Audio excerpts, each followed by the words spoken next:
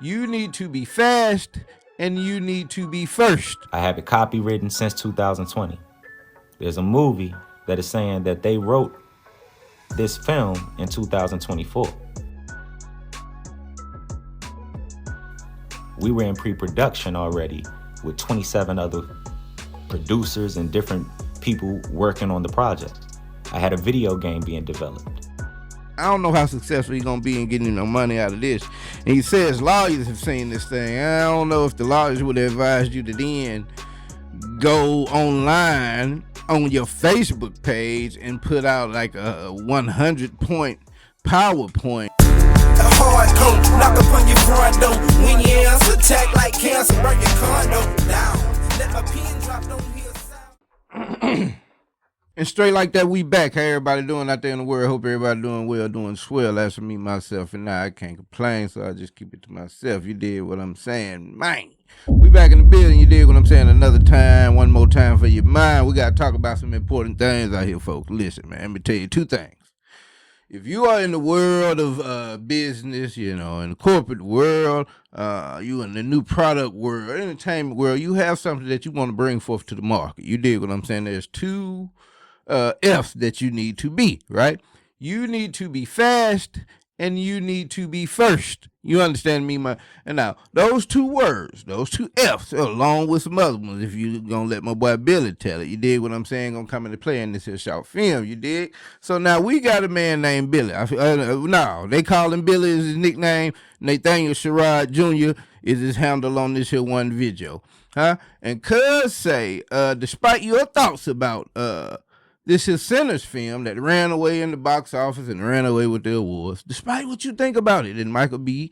Jordan and his two acting roles, there is an underlying story to the greatness. Also known as Billy, movie director, screenwriter, actor, artist, and producer, I'm here to expose a movie that got stolen from me.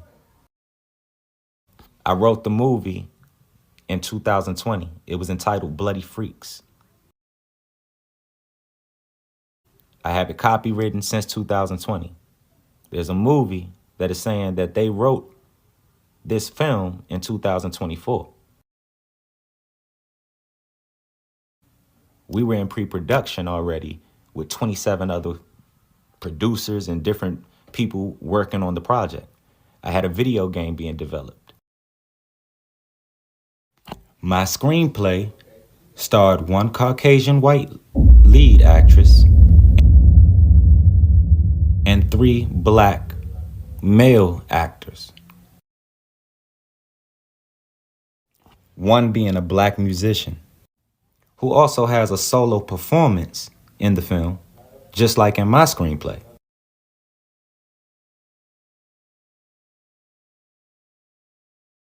If you've seen my movie Boys Cry, then you know that's my style of movies because I'm an artist. As my last film, I put a solo in the middle of the movie. I'm performing in the middle of the movie. Sinners starred one Caucasian lead actress, 3 black male lead actors, Michael B. Jordan playing himself twice. A character by the name of Ron Stacks, who's a real person in real life. He's an artist from my hometown. He was going to be in my movie, and he was going to be the well-known person coming into town to throw a music event. And everybody was going to turn into vampires in this scenario at this one location. If you've seen Sinners. What y'all think about this so far, man? Cuz is lining up. He lined up some similarities in his script that he had and the script that turned out to be Sinners that is run away with shit out here. You dig what I'm saying? And, you know, I'll say my full thoughts to the end, but he says that he's got over 100 different similarities that he can point out to moviegoers, you dig what I'm saying, and discerning eyeballs that will show you that the film was his. And like I said, I'll have my full thoughts on this whole thing once we get to the end, you dig? You've seen Sinners, then you know that Michael B. Jordan played the well-known person coming into town named Stacks. He played a double. His brother name was Smoke, but he played Stacks, the well-known person coming into town to throw a music event. Every one of my characters in Bloody Freaks was just altered just a little bit, but still the same role. Still the same things happening. Even my screenplay, the opening scene, says a bloody guitar is shown on the camera.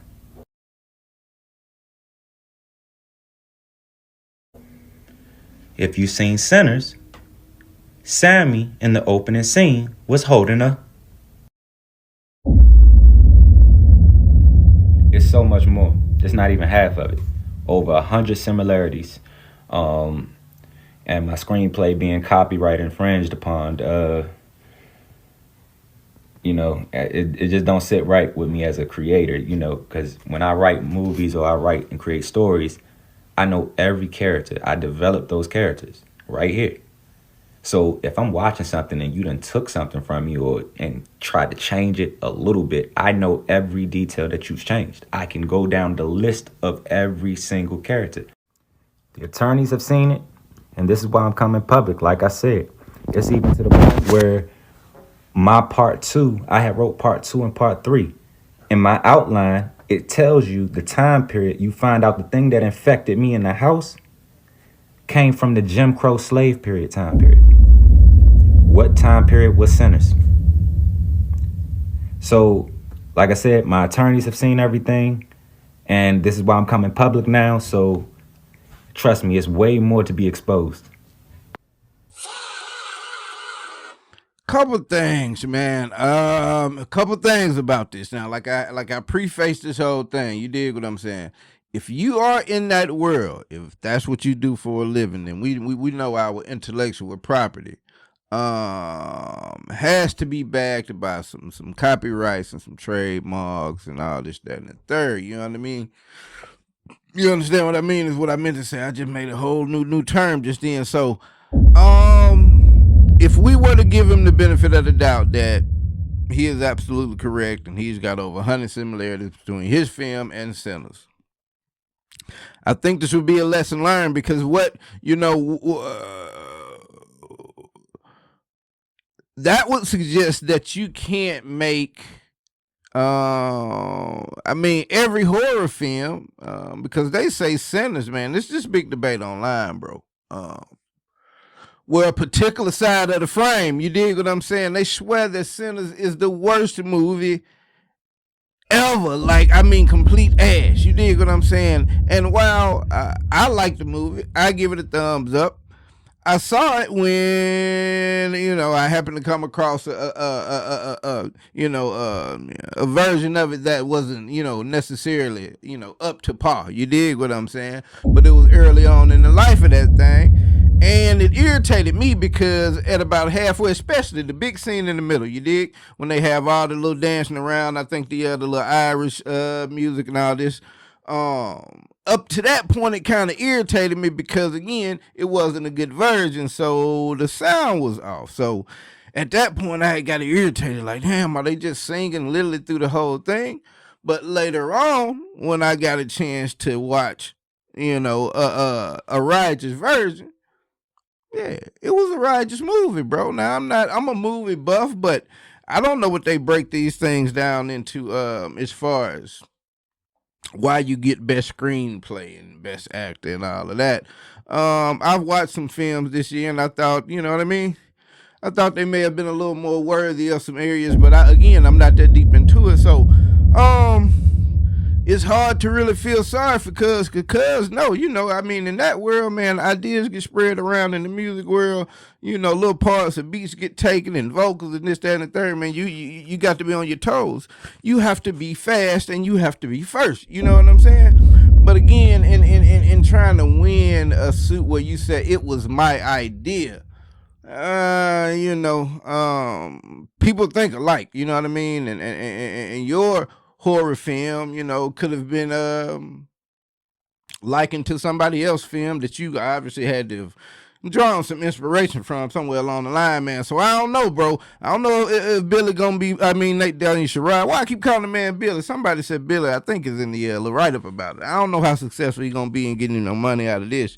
And he says lawyers have seen this thing. I don't know if the lawyers would have advised you to then go online on your Facebook page and put out like a 100-point PowerPoint that the opposition could get and immediately start, you know what I mean, dissecting and making a counter to. So I don't know if he ran into a lawyer that was interested in taking this case, you know what I mean, to sound good.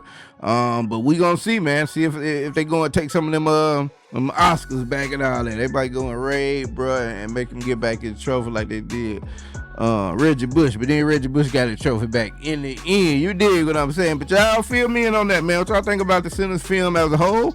Did y'all like it? Do you think it deserved the awards it won? Do you give Nathaniel Sherrod Jr. any credence in him being the originator of the idea? What you think gonna happen when the lawsuit? Do you think the lawsuit is real? All that. Holla at your boy. And until the end, it's been straight like that. I'm out. Look up in the sky, it's a bird, it's a plane. Jack Travis, Lord Dungeon Dragon, spit that flame. Raise whole cities, your building can't